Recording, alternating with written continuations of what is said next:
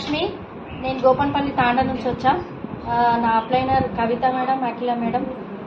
నేను ఒక ఆశా వర్కర్గా పనిచేస్తా. నేను చాలాసార్లు నాకు మేడం చెప్పిండ్రు, వినలేదు మేడం నేను ఎక్కువ. ఎందుకంటే ఇదంతా వేస్ట్, ఇవన్నీ సబ్బులేంది, పేస్టులేంది, తలకాయ నొప్పి నాకెందుకురా నాయన అని వదిలేసుకొని కవిత మేడం మీరు చేస్తారని షాప్ దగ్గర వెళ్ళింది, ఐడి క్రియేట్ చేసింది.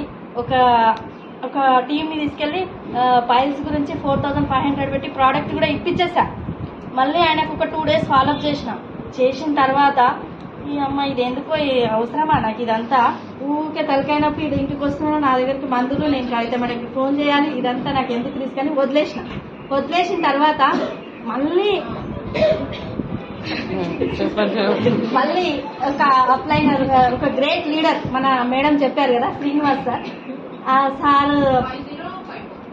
ఐడి క్రియేట్ చేస్తానంటే ఆల్రెడీ ఐడి క్రియేట్ అయిపోయింది సార్, నేను బిజినెస్ చేస్తా అనేసి మళ్ళీ కవిత మేడం దగ్గర పోయి మేడం నాకు ఇట్లానే బిజినెస్ చేయాలని నేను మేడంని అడిగా. సరే మేడం చేయండి అని చెప్పింది. టీం తర్వాత నాకు ఒక లీడర్ ఉంది, ఒక స్తంభం ఉంది నాకు, గజస్తంభం అని, ఇంద్రా మేడం. ఆ మేడం ఎన్నిసార్లు చెప్పినా నా ఎంబడి రానే వస్తావా రావా అని ఒకటే పట్టిన, వస్తా అన్నది. సరే అనేసి ఇక అప్పటి నుంచి బిజినెస్ చేసిన మేడం. నేను జాయిన్ అయ్యి ఒక 4 months అవుతుంది. నా ఫస్ట్ మంత్లో నా కింద బ్రాంజ్ అయిండు, ఇప్పుడు నేను సిల్వర్. నాకు శాలరీ వచ్చేసి 30,930 రూపీస్.